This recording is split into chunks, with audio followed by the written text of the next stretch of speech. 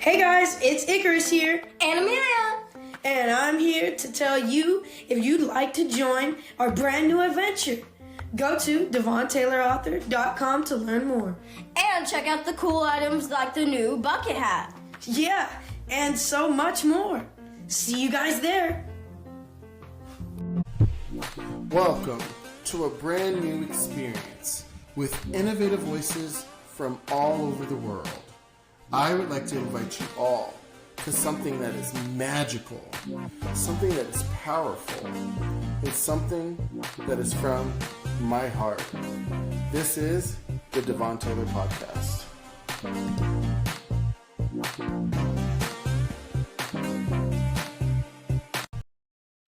Hello and welcome to another episode of the Devon Taylor Podcast, where we have guests from all over the world tell their unique and powerful stories to allow their voice to be heard, and for you to also feel inspired. Today's guest I am very excited to welcome. He is one of the longest survivors of cancer in the UK today.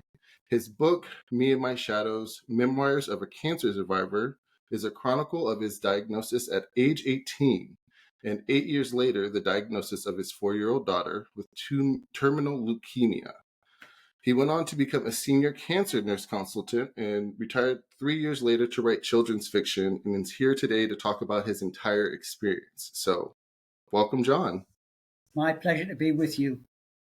Thank you for coming. I'm really excited for you to tell your story and for everyone to really get to know you. So first and foremost, if you can, just give us a brief description of, what you've been through and where you're at now and how that experience was. Sure. Thanks, Devon. And hopefully your listeners will be able to understand my north of England accent. Yeah.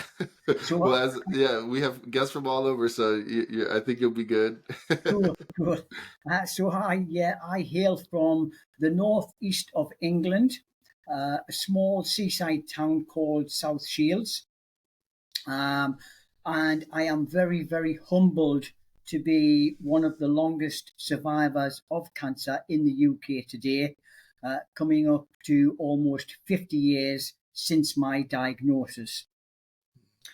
Very much in a nutshell, and obviously we're going to touch on the story a little bit later on, my parents were told that I would not survive. After years of failed chemotherapy and radiotherapy treatments, my parents were told that I would not survive my diagnosis. And yet, clearly I did. I'm here today to tell the story. But 8 years after my unexpected recovery, my 4-year-old daughter was diagnosed with terminal leukemia. Like myself, she went into an inexplicable spontaneous remission. She subsequently went on to become an international swimmer and represented Team GB at the World Swimming Championships in 1998. I then went on to become a cancer nurse consultant at my local hospital, the same hospital that ironically made my cancer diagnosis almost 50 years ago. Very much a strange twist of fate. And I am a big believer of fate. I think things happen for a reason. And as kind of bizarre and strange as it may sound, I think the cancer experience for me has made me the person I am today. And I think my fate was mapped out many, many years ago. Subsequently, when I retired from my cancer nurse consultant post 3 years ago, I wanted to give something back to society. So I decided I would write my book. My book, Me and My Shadow, Memoirs of a Cancer Survivor. The aim was to deliver inspiration, hope and inspiration to anyone touched by a cancer diagnosis. And we know today that, scarily, the statistics reflect that 1 in 2 of the population will be given a cancer diagnosis at some point in their lives. And that really is a frightening statistic. And every single person, everyone knows someone who is being touched by cancer, whether or not that be a friend, a relative, a loved one, or you yourself. So my book really demonstrates the power of resilience, delivering inspiration to anyone in society, but as I say, especially those who have been touched by a cancer diagnosis. And it really underscored the fragility of human life. Excuse me. The book itself, a memoir that is filled with pain and importantly, very importantly, humour and the power of hope and the undeniable strength which is in all of us, to be honest. It was a profound journey of survival against all of the odds. My book that I wrote is a 3-dimensional story. So it was all about my cancer diagnosis as a very naive, a very immature 18-year-old. And then later, following my unexpected recovery, the diagnosis of my 4-year-old daughter with terminal leukemia. And then, as I say, the subsequent journey that I went on, becoming a nurse and then having a meteoric rise to the top of the nursing profession to become a senior cancer nurse consultant at the very hospital that made my cancer diagnosis. Wow. That's so amazing just to have that almost like roots to go back to where you got your diagnosis. Something that came up for me as you were talking, I mean, you got your diagnosis so early. What was coming up for you? I mean, you were so young. How was that process? Yeah, that's a bit of a strange journey, to be honest, Devon. As I say, I by my own admission, I was very much an immature, a very naive 18-year-old. But I was enjoying the rock star lifestyle, if you like. I was traveling the country following a space rock band called Hawkwind. And I'm sure many of your listeners will have heard of Hawkwind. Mm-hmm. They've been going for many, many years, since the late 60s. And I was traveling around the country following this band. However, I was becoming extremely fatigued. I was losing a lot of weight. I was having these drenching night sweats, and these were just really inexplicable symptoms that I was having. And again, out of nothing other than my own naivety and my ignorance, I completely ignored these symptoms. I had been back and forwards to my family doctor. The family doctor had also dismissed these symptoms as well. Until eventually, as I say, at the age of 18, I was then working in the local shipyard. And I collapsed at work. So I was sent home from my place of work. The family doctor, who had previously suggested that I was depressed. Now, I knew from my own perspective, I knew I wasn't depressed. But at that particular time, I had no medical experience whatsoever. So it wasn't my place to question the family doctor. Yeah. But he came out and he saw me after deciding that I was depressed. And he clearly realized that his initial diagnosis was incorrect. So he had me admitted to the local hospital, where one of the first things they did was give me a blood transfusion because I was anemic. There was the local entourage of doctors who would prod me here and prod me there, ask me this question and ask me that question, questions that I felt were designed to try and catch me out. But eventually they made the diagnosis that I had a cancer. They decided that I had a lymphoma. It was at that moment in time that my parents decided that they would collude with the medical fraternity, and they wanted to keep that diagnosis from me. Now, there is no worse feeling in the world than being told that your child has a cancer diagnosis. But admittedly, as I say, a naive and immature 18-year-old, that was not their privilege to enact. Right. They were wrong to do that. And particularly my mum and I would have many, many heated debates years later. But they decided they would try and collude with the medical fraternity and keep this diagnosis from me. Now, how they intended to do that is well beyond me, given the fact that I was now facing many, many years of not just chemotherapy, but also radiotherapy. So you were going through through the procedures and you had no idea why you were doing it? None whatsoever. Oh my gosh. As I say, the diagnosis was a stage 4 lymphoma. And my parents were told that the chances of my survival were 50-50.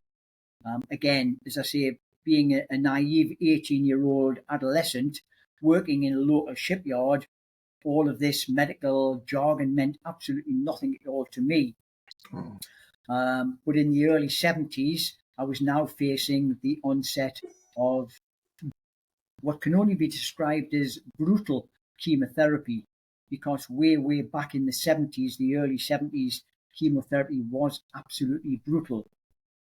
Now, I think it's very, very important for me, Devon, to say at this moment in time, I don't want to disrespect or diminish the seriousness of a cancer diagnosis today, or indeed the treatment. But certainly way back in the early 70s, the treatment was so brutal. There was very little in the way of combating the side effects. And today, we're using very little in the way of traditional chemotherapy. We're using more of the monoclonal antibodies, immunotherapy, immunomodulatory drugs, and in certain cancer disciplines, we're now starting to use more and more vaccines. But as I say, way back in the 70s, all that we had was the crude form of treatment, which was a very brutal form of chemotherapy. And the side effects were just absolutely horrendous. I was admitted to a local hospital, and I was having a number of investigations, because although they said I had a lymphoma, there are well over 60 different types of lymphoma. So I still needed one or two different tests to determine the type of lymphoma I had, because that would determine the type of chemotherapy I was going to be given.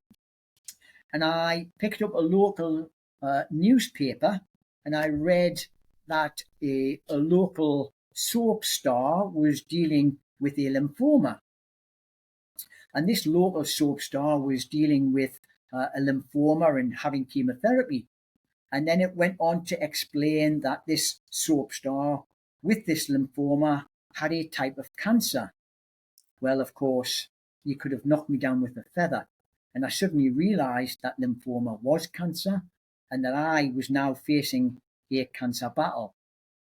So I really embarked on what I can only describe as a whirlwind of mental instability, a kaleidoscope of emotional turbulence, realizing that I had this cancer diagnosis. And I almost instinctively knew that my parents were behind the fact that they tried to keep this diagnosis from me.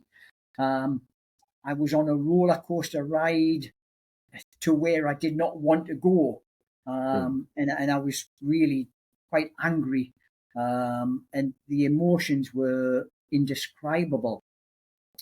So on the same day that I discovered my diagnosis, my parents came in to visit me in the hospital, and I decided I was going to confront them. And of course, once I asked my mum in particular why they tried to keep this from me, she got very upset. When she got upset, my father got upset. When my father got upset, I got upset. So I never really got the answers to the questions that I wanted to ask. I think importantly, as I say, I can understand why they wanted to try and keep that diagnosis from me, because there is no worse feeling in the world than being told your child has a cancer diagnosis. Very importantly, it doesn't mean that I agreed with that action. I didn't.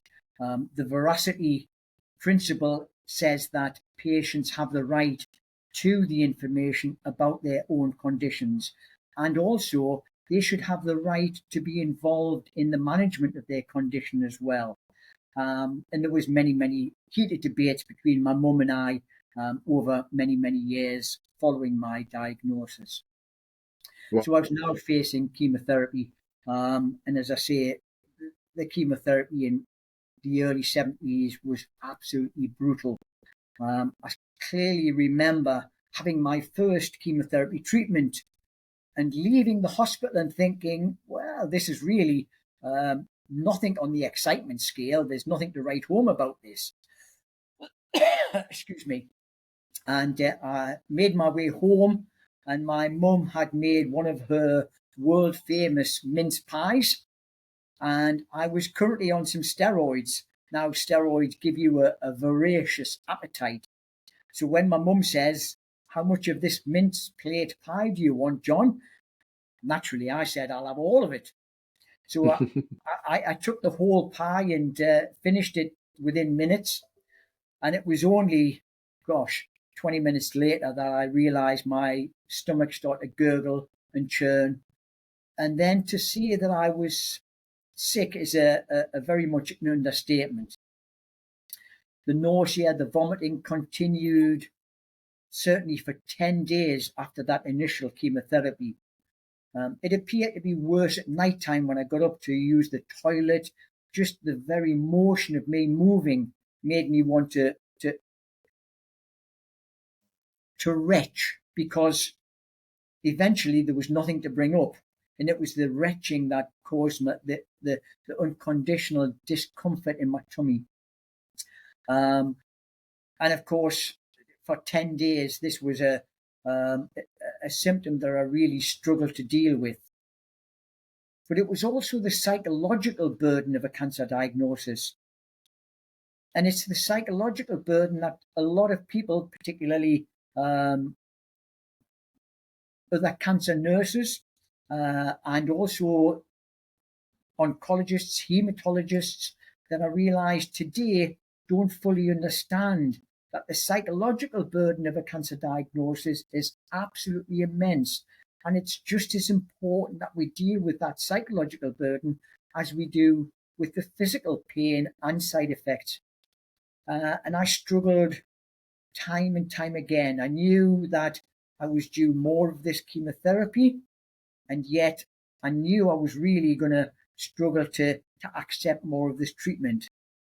And being totally honest with you, Devon, there were more than one occasion when I contemplated suicide, because I knew I was going to struggle to really deal with what was an affront to my mortality. I think fortunately for myself, I didn't have the courage, I didn't have the heart to grasp the handshake of suicide, which clearly would have been an irreversible handshake had I accepted that. But that would prove to be an ongoing problem for me throughout my treatment. Yeah, I honestly, that's so much going on at once. I mean, with your parents, with the diagnosis, with the feeling, and like you said, the psychological aspects, all going off on full cylinders. Like I couldn't even imagine how you were handling and juggling all of that. What can you say was really helpful during this time period when everything else seemed so hectic? Sure. Wow. So as I say, I was facing 6 months of chemotherapy, and how I was going to get through that was just a dilemma that I knew I couldn't face. As I said, prior to my diagnosis, I followed the rock band Hawkwind all around the country, and the escapism I got from their music and the lyrics was my inspiration. But I knew that I needed more than just music. And many years prior to my diagnosis, just shortly before I left my school days, which I hasten to add, I completely wasted, much preferring to play the practical joker. I had an interest in the spirituality and the history of the Native American Indians. And during my treatment, my Auntie Mary, who lives in North Carolina, my mum's sister, knew about my interest in the Native American Indians, but also clearly knew about my cancer diagnosis. And early one morning, there was a call at our house. And when I answered the door, the postman was there with a large box. And it was addressed to John Walker Pattison Jr. So clearly that was me. I took the box inside, opened it up, and inside was a lot of memorabilia from the Cherokee Indians from Oconaluftee village in the Smoky Mountains of North Carolina. But also in there was a book, and I'm sure many of your listeners will have read Bury My Heart at Wounded Knee by D. Brown.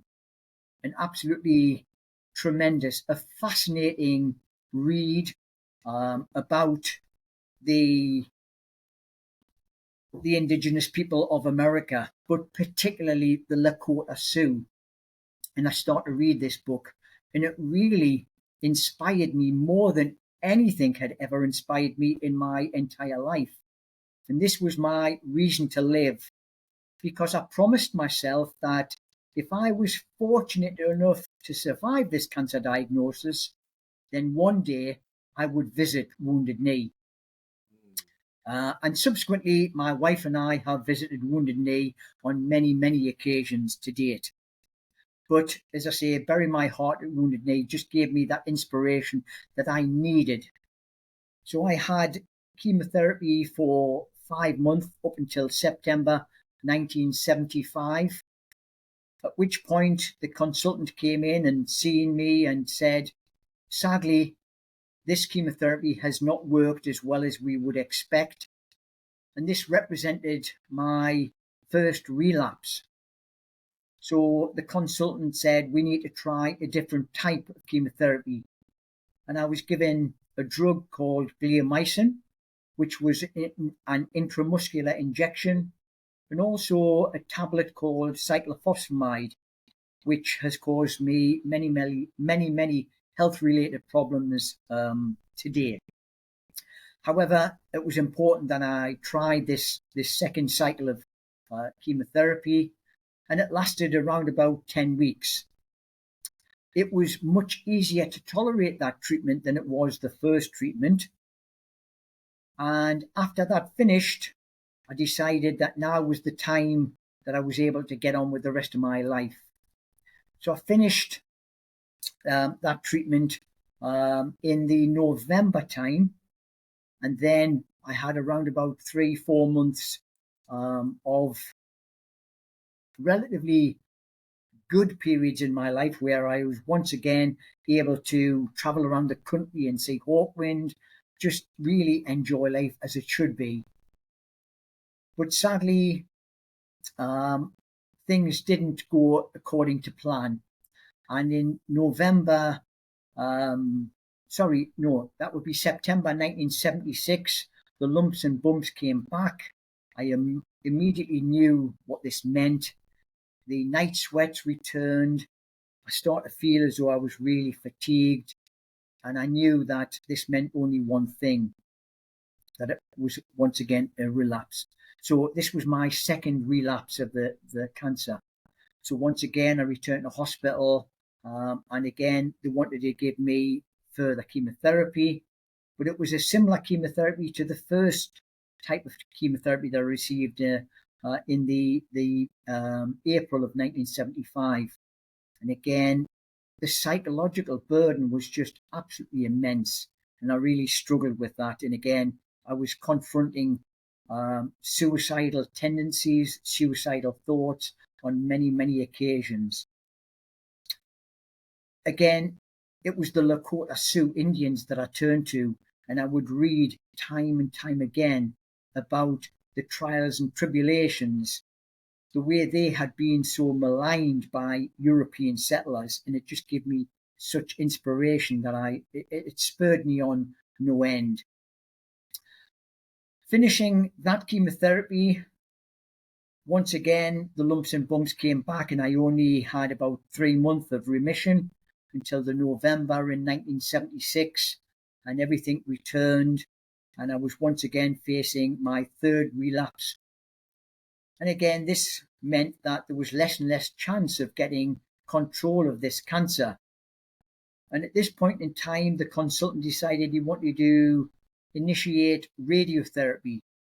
The main state of the disease was in my mediastinum, so that's where the radiotherapy was given. The Christmas of 1976 is the worst Christmas of my entire life. My get up and go got up of its own volition and left me completely bereft. Again, mentally subdued, mentally really at a loss as to how I would move on with my life. And it was only for the stories about the Lakota people, and to a lesser extent, Hawkwind's music, that gave me an element of escapism. Eventually, I finished the radiotherapy at the end of January 1977, and I felt as though once again I was able to move on with my life. Once again, Hawkwind were touring the country, and I promised myself that I would see them at the local auditorium, which I did. But sadly, in the March of 1977, the lumps and bumps came back. My weight started to drop. The night sweats returned, and I knew how I was feeling, and I knew that this meant a fourth relapse. Now, at this point in time, as if they hadn't learned on the first occasion, my parents were once again told by the consultant that this fourth relapse meant there was almost no chance of getting rid of this cancer. My parents were told that the only thing we could offer John would be some palliative chemotherapy. Here is the paradox. Knowing how I struggled, particularly mentally, with not just the cancer diagnosis, but the psychological burden of that diagnosis, and indeed the side effects of the treatment, if I had been told that this was now a palliative situation, would I have accepted that chemotherapy? I don't know. It's a dilemma that, because my parents were told and I wasn't told that the chemotherapy was palliative nature, I don't know what that situation would have resulted in. However, they decided that I needed a once-a-week injection, which would control my symptoms until eventually the cancer would take my life. Clearly, that didn't happen. Excuse me once again. So in the July of that year, I'd been having these weekly injections, which did control my symptoms. And I decided that I wanted to visit my Auntie Mary in North Carolina and spent a fabulous 4 weeks with her and her husband and my cousins in North Carolina, and returned after a fantastic vacation. And when I got back to the UK, the team decided they wanted to give me another 6 weeks of this single agent treatment, after which time they admitted me to hospital and investigated me with a whole barrage of tests. Now, this was still in the 70s, so this was a long time before we had CT scans and MRI scans. So I had a whole week's worth of tests. And after the tests had been completed, I was asked to return to my local hospital for the results. And I remember that week was a long, long week. This was the rest of my life.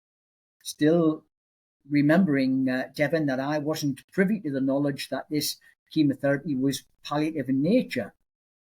So when I returned the following week, I went along and had my bloods checked as I normally would. And I was wandering along the corridor, dragging my heels, not feeling particularly confident. And at the end of the corridor, the door opened and the consultant stood there in the doorway. And he just said to me, "John, you're clear." All bloody. Today's episode comes to you thanks to our sponsor, Kangen Water. Electrolyte-reduced water is the power of true hydration, manifested in the most advanced Japanese technology that has been in the market for more than 50 years. To drink the best water, shower with a hot spring quality water, and start a new business with the most amazing and profitable compensation plan in the world, visit thelivingwatercouple.com to learn more or get started today.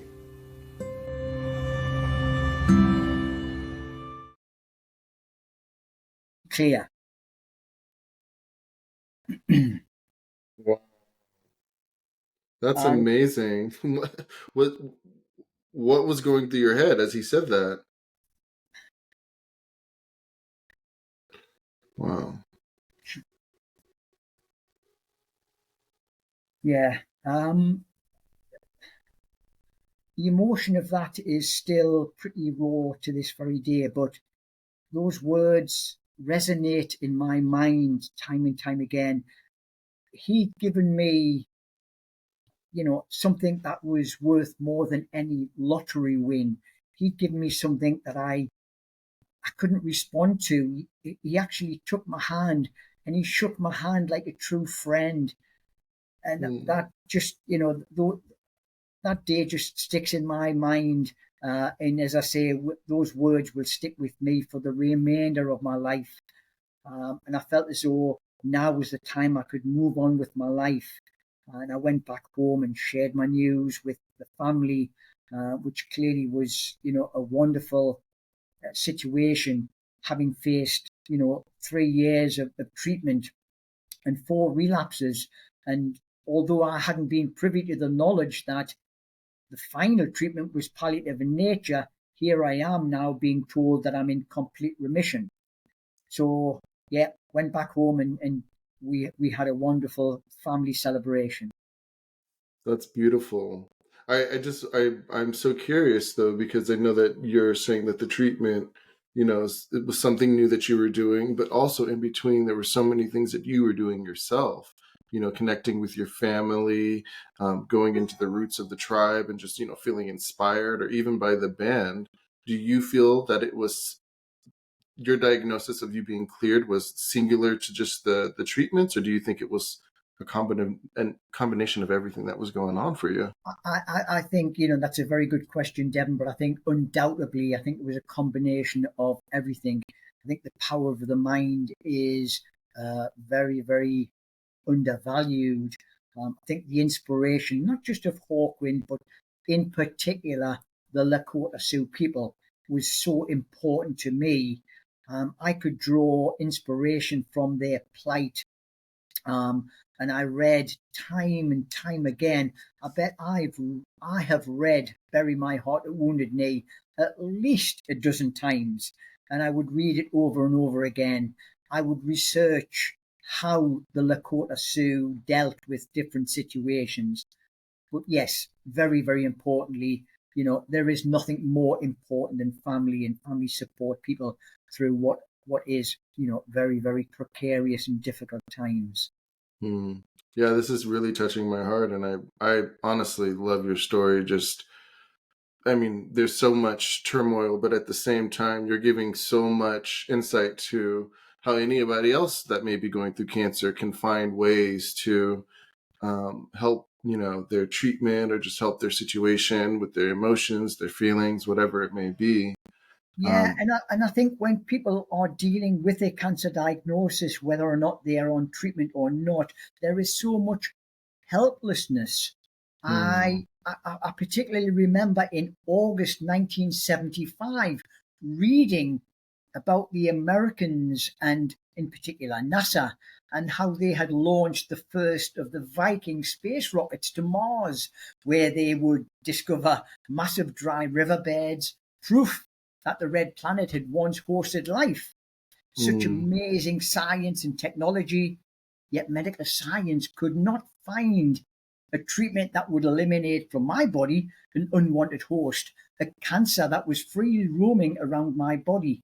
And it was just unbelievable that, here you have this unbelievable statistical, scientific evidence, and yet medicine couldn't control my cancer.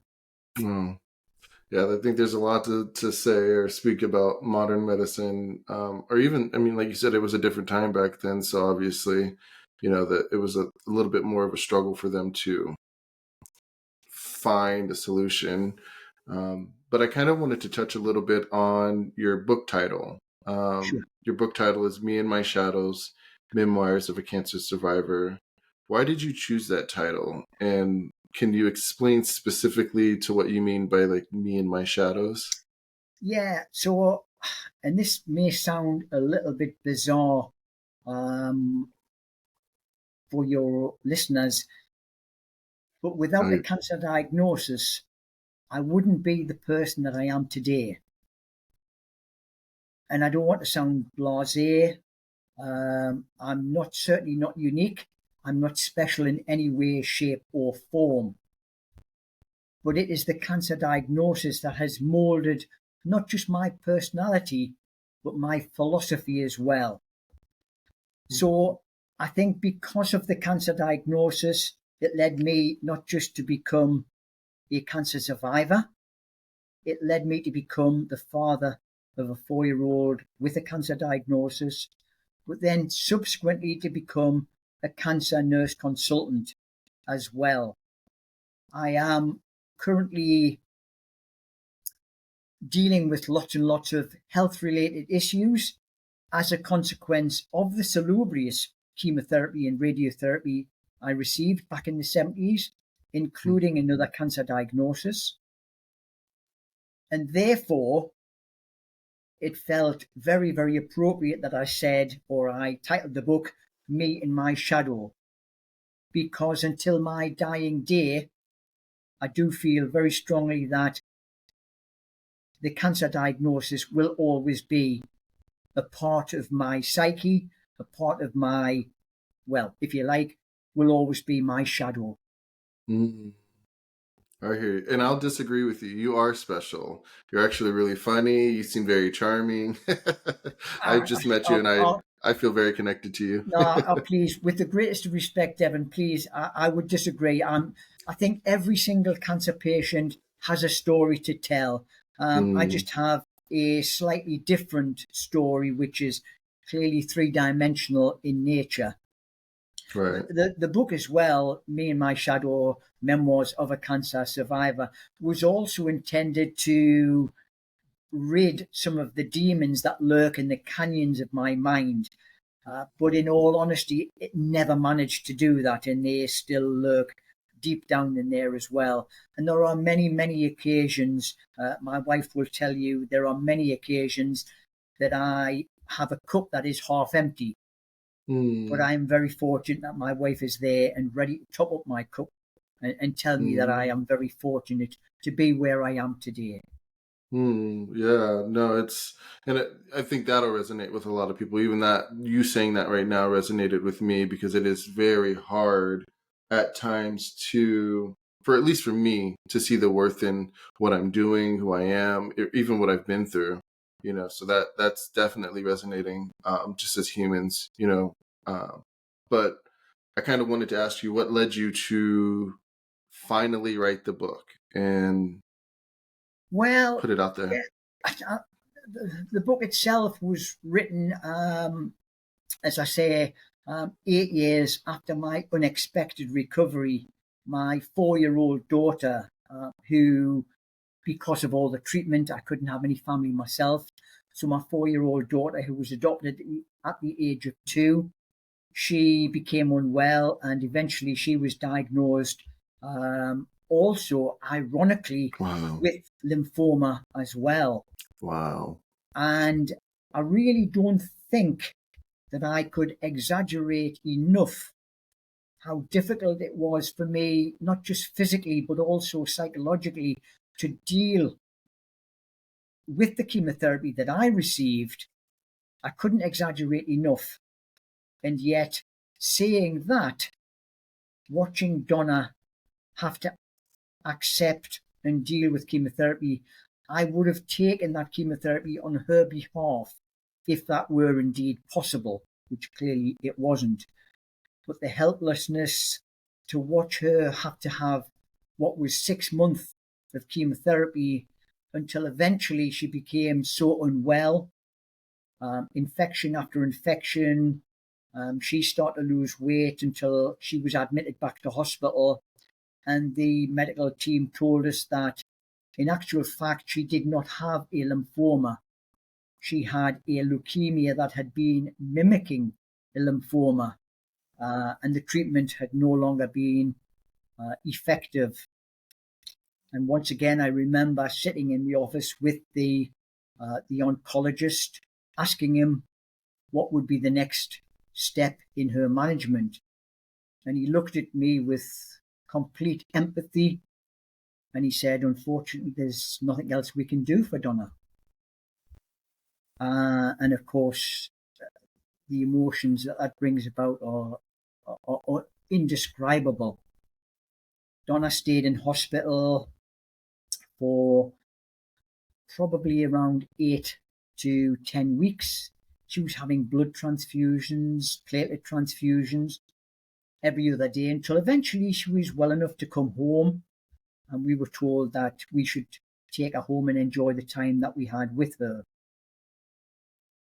And she just went from strength to strength. She needed less and less blood, less and less platelet infusions, until eventually 6 months after that dire diagnosis, or sorry, should I say that dire prognosis, when we went back to see the consultant, he sat in his office, and alongside him was an eminent consultant hematologist. And he said, we've reviewed Donna's bloods, and we just can't explain, but she's clearly gone into a spontaneous remission. You clearly could have knocked me down with a feather. She went from strength to strength, and eventually she went on to become a prolific swimmer. She represented Great Britain at the New Zealand World Swimming Championships in 1998. Made me the proudest dad in the world. Still causes me lots of headaches today. But yeah, Donna's doing very, very well. So she's a survivor in her own right.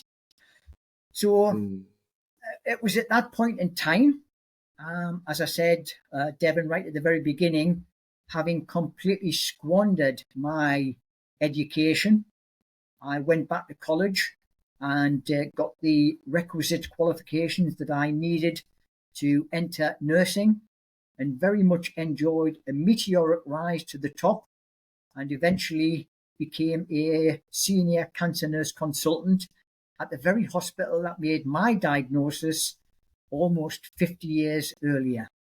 A very, very strange quirk of fate. Yeah, it seems like a lot of what you guys have been through is so guided in fate. Yeah. Because you had cancer, you beat it. Your daughter has cancer, a similar diagnosis to you, leukemia to be exact. She beats it. How do you feel this experience has really defined who you are today? I think like most people, I have an opinion on most things. But very importantly, I like to listen to other people's opinions as well. I think life is not a rehearsal. I think it's extremely sad that today there is so much hatred in the world. Hatred of people who can't see beyond the colour of a person's skin, can't see beyond the fact that many people have different religious beliefs. And it's so frustrating, because life is not a rehearsal. It is for living, a once only opportunity for us to enjoy. And in many respects, our future is uncertain. No one knows what lies ahead, what fate has planned for us. So I always think, and I always say to my family, I always try to say to people, never look back on your life unless you're prepared to smile and be reflective. But never look forward unless you can dream. because we all need dreams and we all need hope. Life is an entity of unknown dimensions. But as I say, the hatred in the world, it's totally beyond me why people should have so much hatred for fellow man. Yeah. It's an interesting time we live in. And I think that, for me personally, I've not struggled with that exact, people having any hate towards me because of my skin or anything like that. That's been a struggle for me for a really long time. But I think as of lately, I've been more focused on how can I love on the humans that are around me, or how can I love on the humans, or people in general. So that's kind of been my thought process as of lately. But what was, I want to go back to your book writing process. What was the hardest part about writing the book? Oh, I think undoubtedly writing about Donna's illness. It was difficult enough to reflect and to relive my own disease, particularly the psychological burden. But I think certainly trying to relive the helplessness that I experienced when Donna was poorly, that was the hardest thing to write. I was fortunate enough because I was working in the healthcare profession, I was able to get a look at my own medical records. And the reason I wanted to do that was so I could get the correct chronological order of my treatments. But I also looked back and reflected on Donna's medical records again to look at the chronological record of that. But reading some of the annotations in her records was just, there was many, many emotional times when I would have many, many tears just looking back at those very, very difficult times. And sometimes you look back and you think, how on earth do you cope with the prospect of losing a child? But I think the only way you can deal with that is the fact that you've got to be brave. You've got to be there for your child. And that's the only way you can deal with it. I love that. That kind of leads me into the next question I wanted to ask you, because you're going through so much. You've been through so much yourself. Did you have any moments where you were asking God, the universe, why me? And how did you find solace within that process? Yeah, great question. I think in the early days of my diagnosis, I knew particularly my Auntie Mary and Uncle Jerry in North Carolina were saying a lot of prayers for me. And I knew that those prayers eventually were being answered. However, to be brutally honest, today I have no religious belief whatsoever. Because I can't understand how a caring, all-powerful God would allow us as individuals not just to have to deal with a cancer diagnosis, but the many thousands of children who die because of a cancer diagnosis. And therefore, I have to conclude that it would be a capricious God who would allow that to happen. And therefore, my religious beliefs no longer exist. However, I think very, very importantly, and I'm always very keen to have debates with other people who do have religious beliefs, and I always, without exception, respect other people's beliefs as well. And I think, if you look at religion generally, there has been thousands and thousands of gods worshipped over the many, many thousands of years man has been on planet Earth. What is to say that the God that is worshipped today is the correct God? And again, we're getting into probably a difficult but a different debate for another day. No, I love it. There are so many unanswered questions. And I don't for 1 second profess to have the answers. I may well be wrong. Well, yeah, no, I more so just wanted to know, like, how are you finding the strength through those times? Like, what was helping you find the strength through those moments of feeling like my life could be over, or my daughter's life could be over? What was helping you? I think, yeah, undoubtedly the Lakota Sioux, the Lakota Sioux Indians, yeah, and their history, the people that had been so maligned by European settlers, who in many respects had been, almost wiped out to extinction. I mean, at the going back to the 14 and 1500s, there were over 900 different tribes on the North American continent. Today, there are less than 500 tribes. Many of the tribes way up in the New York State area with, just a few dozen people.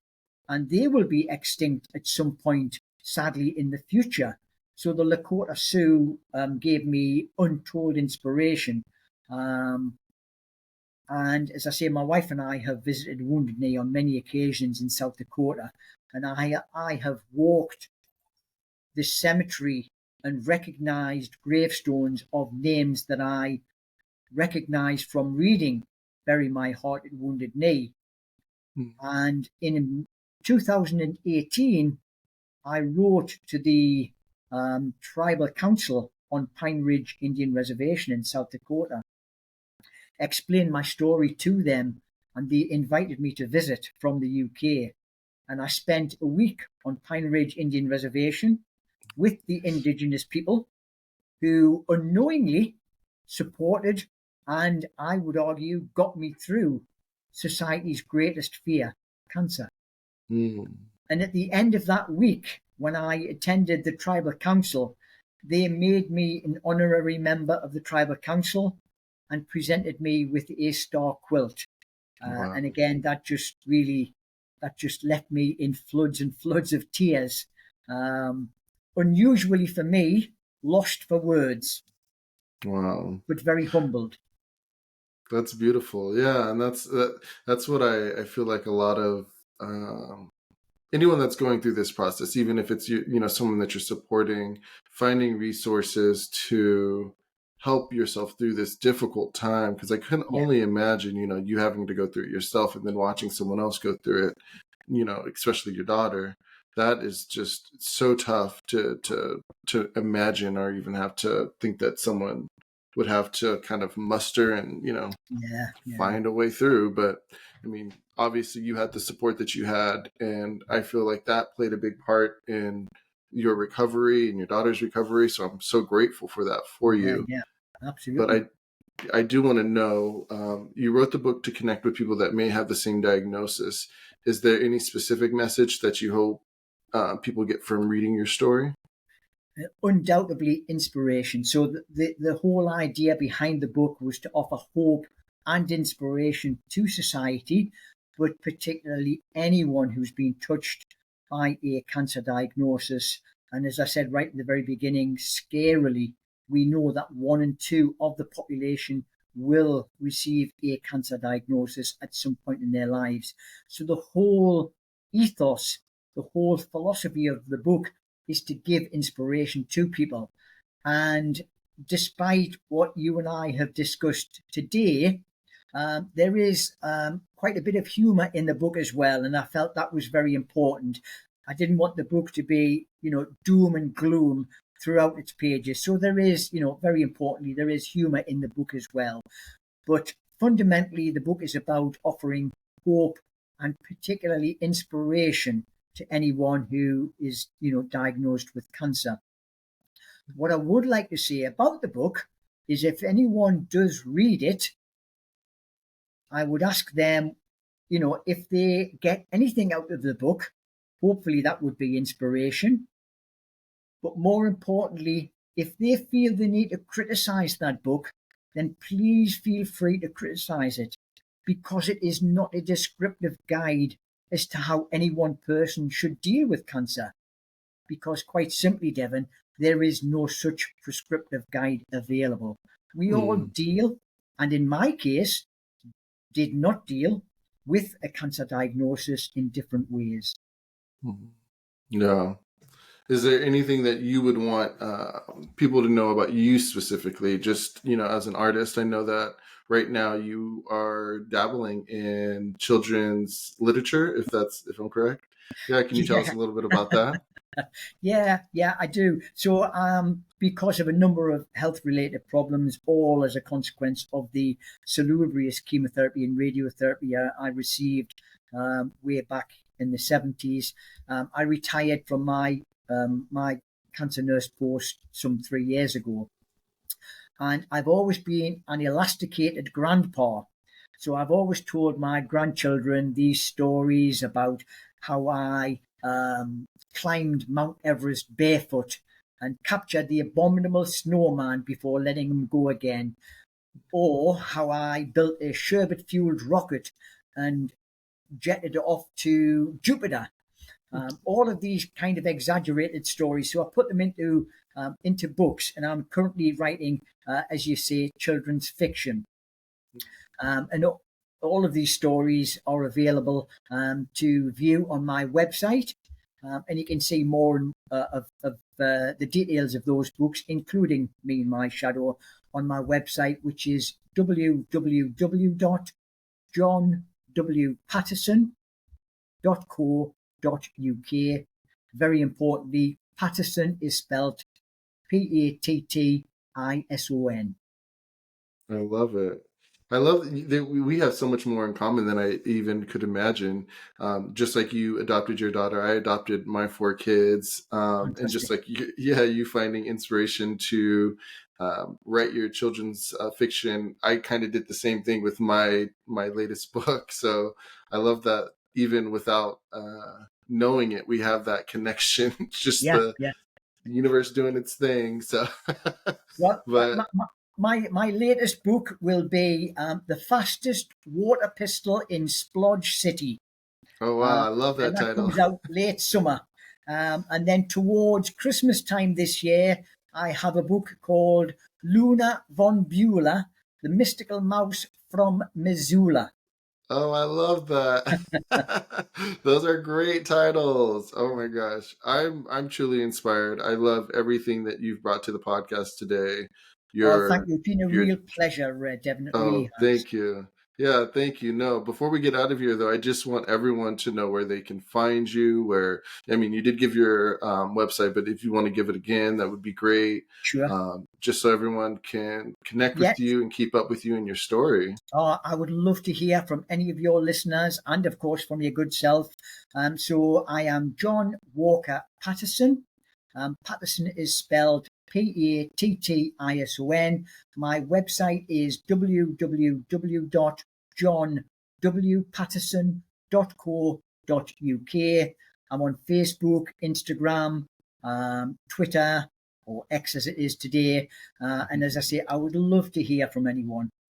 Yes, thank you so much. I truly appreciate you being here and telling your story and being so vulnerable and open. And if you ever want to come back, you're more than welcome to.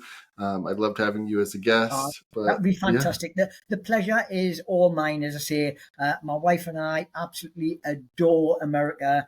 If I had been 25 years younger and in better health, we would be over there with you guys. Well, anytime you're welcome to come. I appreciate you and sending you the best wishes and, any speedy recoveries, anything that you're going through. Thank you so much again. Thanks, Devon. Thank you. Of course.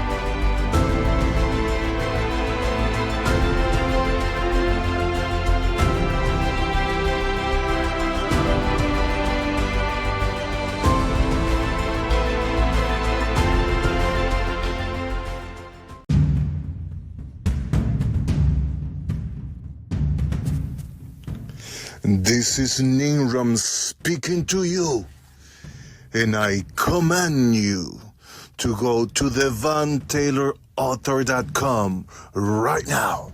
You must check the specials. Listen to me.